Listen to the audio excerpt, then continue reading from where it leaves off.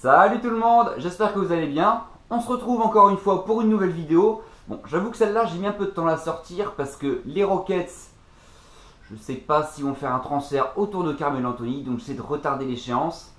Pour l'instant, il n'y a rien de fait, donc on verra au moment de la sortie si quelque chose s'est passé. Mais bon, en tout cas, j'ai fait comme si rien ne s'était passé. Mais bon, sans plus attendre à ce blabla, allons-y! Et on commence tout de suite avec les Memphis Grizzlies qui, bon, on va dire que c'est un petit peu compliqué leur intersaison parce que l'année dernière ils font re-signer Mike Conley pour assurer leur avenir avec un contrat de 153 millions sur 5 ans. Donc mon copain il s'en est foutu plein les fouilles, hein, bien d'accord. Mais là cette intersaison un peu compliquée. Zach Randolph qui était bon 6e homme, titulaire, ça dépendait des matchs pendant toute la saison.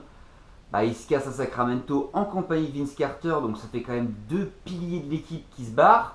Ils n'ont pas vraiment été remplacés, si ce n'est par le fameux Ben McLemore qui a été signé et qui se brise littéralement avant le début du training camp, donc il ne sera pas là avant le début de la saison. Impeccable pour un jeune qui a tout à prouver et qui en plus doit se faire une place dans une nouvelle équipe. Ça va être très compliqué pour lui et pour les Grizzlies. Donc là, je pense que l'équipe va être un petit peu à la peine avec peut-être Jamichael Green qui va démarrer au poste 4. Bon, il y a vraiment beaucoup d'incertitudes du côté des Grizzlies. Je pense qu'ils vont encore pouvoir faire les playoffs cette année, mais ça va être un petit peu juste. Surtout que niveau mouvement, c'est compliqué avec le contrat de notre ami Chandler Parsons, qui lui aussi, c'est un contrat en or massif, parce qu'il reste à l'infirmerie, on va dire, allez, 70 matchs sur 82, et il empoche au moins 20 millions. Si c'est pas une belle affaire, ça. Et on enchaîne avec les Dallas Mavericks. Bon, pour eux, c'est un petit peu différent, parce que l'année dernière était plus ou moins déjà une phase de transition, donc ils ont juste à reconstruire sans vraiment casser tout leur effectif de base. Ils ont ajouté pendant la saison Nerlens Noel. Bon, c'est pas non plus une superstar, mais il apporte ce que veut les Dallas Mavericks, à savoir un pivot défensif. Et pendant la draft de cet été, ils ont signé Dennis Smith Jr., qui est vraiment un très très bon choix de la part du front office des Mavericks, parce qu'on sent que c'est un meneur explosif qui n'a vraiment pas froid aux yeux. On l'a vu pendant la Summer League, il a éclaboussé tout le monde de son talent. Donc franchement, je pense que c'est un très jeune meneur, mais il a vraiment tout l'avenir devant lui. C'est une très bonne opération pour les Mavericks. De son côté, Nerlens Noel n'a lui accepté que la qualifying offer, donc c'est-à-dire une sorte de prolongation à un salaire très minime, donc c'est quelque chose autour de 4,5 millions, alors qu'il pouvait prétendre à une prolongation de contrat, pardon. Bon, c'est lui qui décide, hein, il est assez grand, mais bon, je pense qu'il devrait être conscient de son niveau de jeu. Il n'a pas non plus un niveau de superstar, donc il faudrait peut-être revoir ses ambitions salariales à la baisse. Mais bon, il veut chercher le contrat maximum, tant mieux pour lui. Les Mavericks se contenteront d'une qualifying offer pour cette année. On verra si ça sera suffisant avec leur effectif actuel pour aller chercher les playoffs. Personnellement, j'en doute parce que la conférence Ouest s'est vraiment renforcée et je pense que ce sera un petit peu juste, mais bon. Avec un éternel Dirk Nowitzki, tout peut arriver. Pour les Pelicans, on peut dire que ça a été plutôt mitigé. Ils ont enregistré tout d'abord l'arrivée de Rajon Rondo, qui est plus ou moins ami avec DeMarcus Cousins, on l'a vu du côté de Sacramento l'année dernière. Donc bon, je pense que c'est déjà une bonne affaire, parce que DeMarcus Cousins, on sait qu'il a besoin d'être entouré par des gens qu'il respecte pour avoir un bon environnement, donc c'est déjà une bonne affaire. Après, ce qui me dérange un peu, c'est son entente avec Anthony Davis. C'est la star montante de l'équipe, même de la NBA, ça va être une future superstar. Est-ce que coller DeMarcus Cousins, qui est presque au même poste que lui, qui ne sont pas vraiment très complémentaires, je ne sais pas trop comment ça va se dérouler, notamment que là, depuis les derniers jours, on entend des rumeurs de transfert de DeMarcus Cousins qui pourrait aller à Cleveland. Bon, j'y crois pas du tout, mais bon, il y a quand même des rumeurs autour de lui. Iman Shumpert est le premier tour de draft des Nets, donc on sent que son avenir n'est pas non plus scellé du côté de New Orleans, étant donné qu'il est à la fin de contrat cette année. Qu'est-ce qu'il va faire l'été prochain? Est-ce que les Pelicans ont envie de peut-être le voir partir sans aucune contrepartie? Je pense qu'il y a quand même un risque à ce niveau-là. D'autant plus que à l'aile, Solomon Hill s'est blessé pour une bonne partie de la saison. Donc qui va être leur futur titulaire à l'aile? Ça va être assez compliqué. Certains parlent à transfert de Omer Asik ou Alexis Ajinça.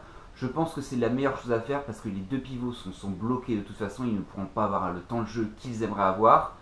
Donc je pense que ça va passer par un transfert d'un des deux, trouver un ailier titulaire potable ou au moins complémentaire de son 5 majeur et après espérer faire quelque chose. Mais là aussi les playoffs ça va être vraiment compliqué, ou alors la 8ème place, mais je ne parierai pas vraiment là-dessus.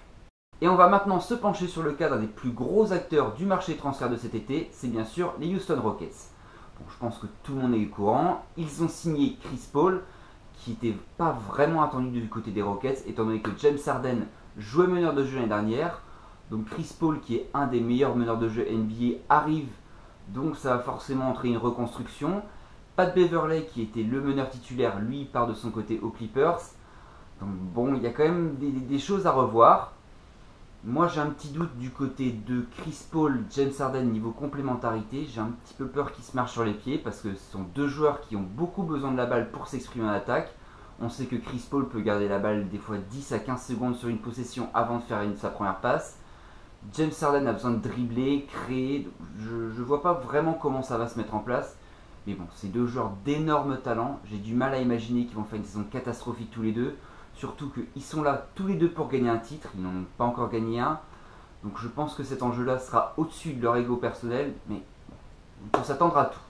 Comme je vous disais, on ne sait pas trop si Carmelo Anthony va arriver ou non. Pour l'instant, les négociations sont au point mort. Donc pour l'instant, les Rockets sont une équipe qui est bien évidemment dans les favoris de la conférence Ouest, mais qui n'est pas non plus ultime favori comparé aux Warriors qui, eux, n'ont presque aucune concurrence. On peut aussi signaler l'arrivée de PJ Tucker dans les rangs des Rockets, donc ça va encore renforcer leur clan défensif, ce qui n'est pas notamment leur force, mais bon, je pense que c'est une très bonne signature pour eux. On verra par la suite, mais bon, c'est des petites pièces qui s'ajoutent petit à petit pour un effectif assez riche et cohérent. Et on finit avec les San Antonio Spurs. Bon, juste pour commencer, on va faire un petit étalage du contrat de Pau Gasol, qui se prend quand même 18 millions l'année. Lui, il se fait pas chier. Là, franchement, c'est un léger vol. C'est même un des contrats les plus scandaleux que j'ai vu signer cet été.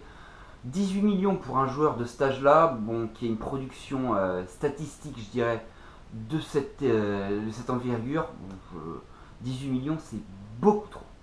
Mais bon, on va dire qu'ils ont un petit peu compensé ça avec la signature de Rudy Gay. Je pense que ça, c'est une signature intelligente qui sera en relais, j'imagine, de Kawhi Leonard, à moins qu'ils essaient de le mettre sur un poste 4 avec la Marcus Aldridge. Enfin, je sais pas trop comment ils vont gérer ça. Mais Rudy Gay, pour moi, est une très bonne signature. Par contre, j'ai un petit bémol, c'est sur le poste de meneur de jeu. On voit Dejounte Murray, qui était rookie l'année dernière, qui sera donc sophomore cette année. Bon, il a du potentiel, il est intéressant, mais il est quand même très jeune et ça fait léger en poste de meneur de jeu. Patty Mills n'est pas non plus un meneur de très haut calibre. Donc pour jouer le haut de tableau dans la conférence Ouest, je trouve que ça fait un petit peu léger. Surtout sans Tony Parker qui est donc blessé. On l'annonce en avant sur son temps de convalescence. Je pense qu'il ne faut pas attendre Tony Parker avant décembre-janvier, au moins qu'il soit en bonne forme. Donc d'ici là, il y aura au moins une trentaine, quarantaine de matchs de jouer. Donc qu'est-ce que ça va donner pour les Spurs? Je pense que c'est assez dangereux, surtout la conférence Ouest entre Stephen Curry, Russell Westbrook, Damian Lillard. Voilà, je pense que vous savez le nombre de meneurs de talent qu'il y a dans la conférence Ouest. Donc ça va être compliqué pour les Spurs de ne pas se faire un peu taper sur la gueule à ce niveau-là. Voilà, c'est fini pour cette division. Bon, je pense que vous l'avez compris que dans cette division-là particulièrement, il n'y a pas vraiment d'énormes changements. Il y a des petites retouches ou des effectifs en construction, mais il n'y a pas vraiment de chamboulement total. Donc je pense que les Rockets devraient finir premier, à moins que les Spurs, encore une fois, déjouent tous les pronostics. Mais bon, je pense que les Rockets devraient y arriver sans trop de contraintes.